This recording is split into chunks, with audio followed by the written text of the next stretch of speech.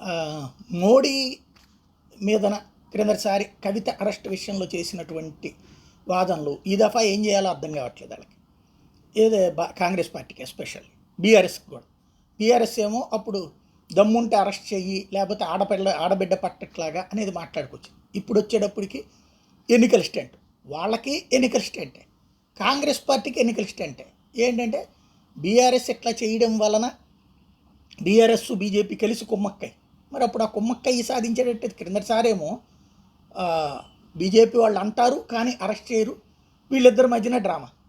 ఈ దఫానేమో అరెస్ట్ చేయడం ద్వారా డ్రామా. కవిత అరెస్ట్ అయితే అది డ్రామా అయితే మరి ఏ విధమైనటువంటి కోణంలోకి వస్తుంది?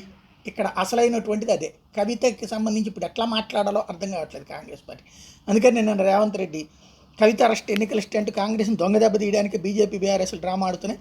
కవిత అరెస్ట్ మీద ఆమె తండ్రి పార్టీ అధ్యక్షుడు కేసీఆర్ మౌనం ఎందుకు? ప్రధాని కూడా దీనిపై మాట్లాడరేంటి? అరెస్టు సానుభూతితో బీఆర్ఎస్ అవినీతిని సహించబోమంటూ బీజేపీ ఓట్లు దండుకునే ప్రయత్నం. తెలంగాణ సమాజం దీన్ని గమనించాలి.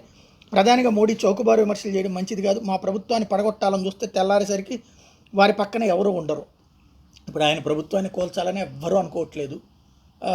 అదొక దాన్ని ఏమంటారంటే విక్టిమ్ కార్డ్. అయ్యో నన్ను ఎవరో తొక్కేస్తున్నారు, నన్ను ఎవరో అన్యాయం చేసేస్తున్నారు అనేటువంటిది. అది ఎవడు పట్టించుకోడు. రెండవది, ఇక్కడ జరుగుతున్నటువంటి వ్యవహారానికి ఆయన మాటకి పొంతం లేదు. ప్రస్తుతం ఏంటంటే తమ చేతిలో ఉన్న అస్త్రం బీఆర్ఎస్ బీజేపీ ఒకటే అన్నటువంటిది పోయింది.